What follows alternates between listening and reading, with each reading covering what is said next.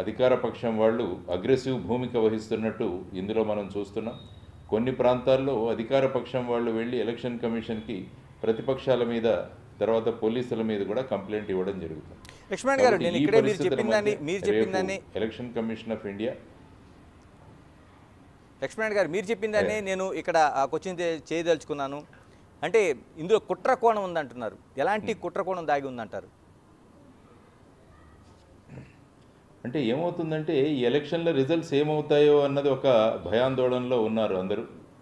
ఒక రకంగా ఏదైనా ఈ రాష్ట్రాన్ని ఈ విధమైన సంఘటనల ద్వారా ఈ రాష్ట్రం యొక్క ప్రతిమను ఈ రాష్ట్రం యొక్క విశిష్ట స్థానాన్ని కూడా భంగపరిచే విధంగా ఎవరైనా చేస్తున్నారా? ముఖ్యంగా ఏంటంటే రాష్ట్రంలో మనం ఎలక్షన్ తర్వాత రిజల్ట్స్ ఏ విధంగా వస్తున్నాయి అన్నది కూడా రకరకాల సర్వేలు రకరకాల రిపోర్ట్లు ఇస్తున్నాయి.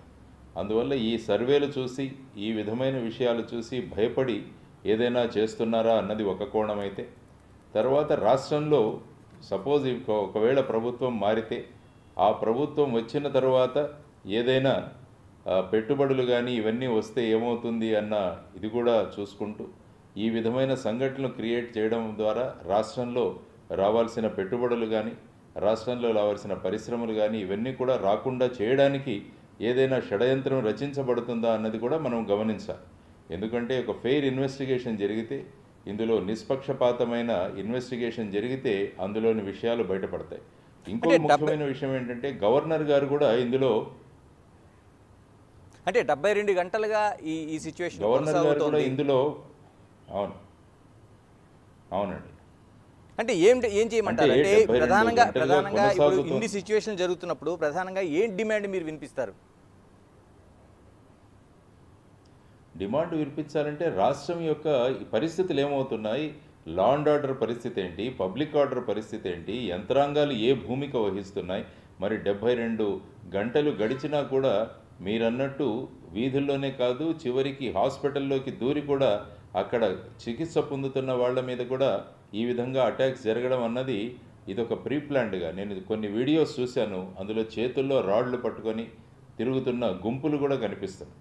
సో ఇవన్నీ ఉండగా మరి పోలీసు యంత్రాంగం ఏం చేస్తోంది? అడిషనల్ పోలీస్ ఫోర్సెస్ అక్కడికి పంపించారా? ఎంతమందిని అరెస్ట్ చేశారు? ఎన్ని కేసులు రిజిస్టర్ చేశారు?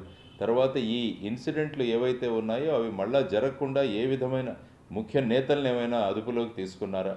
ఇవన్నీ కూడా మనం చూడాల్సిన అంశాలు. తర్వాత గవర్నర్ గారు ముఖ్యంగా ఉన్నారు, మరి వారు ఏ విధమైన రిపోర్ట్లు ఏమన్నా తెప్పించుకున్నారా? తర్వాత యంత్రాంగం నుంచి ఏమన్నా రిపోర్ట్లు తెప్పించుకున్నారా? ఆ రిపోర్టు ప్రెసిడెంట్ ఆఫ్ ఇండియాకి ఏమన్నా ఇచ్చారా? అంటే ఈ రాష్ట్రంలో రాజ్యాంగబద్ధంగా పాలన జరుగుతోందా లేదా అన్నదానికి అక్కడ ఉన్నది గవర్నర్. సపోజ్ ఆయన కనుక రాష్ట్రంలో రాజ్యాంగబద్ధంగా పాలన జరగడం కష్టమవుతుందన్నప్పుడు సాధారణంగా ఆర్టికల్ 356 వాడి స్టేట్లో ప్రెసిడెంట్స్ రూల్ విధించడానికి కూడా గవర్నర్ రికమెండేషన్ చాలా ముఖ్యం. అందువల్ల ఈ సంఘటనల పార్శ్వభూమిలో గవర్నర్ గారు ఏ విధమైన రిపోర్టు పంపిస్తున్నారు, ఏ విధమైన రిపోర్ట్లు ఏమైనా తెప్పించుకుంటారా అన్నది కూడా మనం పరిశీలించాల్సిన అంశం. లక్ష్మణ్ గారు, మీరు చెప్తున్న దాని ప్రకారం ఒక అత్యయిక పరిస్థితి అనేది మనకు కనిపిస్తుంది. అంటే ఒక ఎమర్జెన్సీ లాంటిది ఉండాల్సిన అవసరం ఉందంటారు ఇప్పుడు?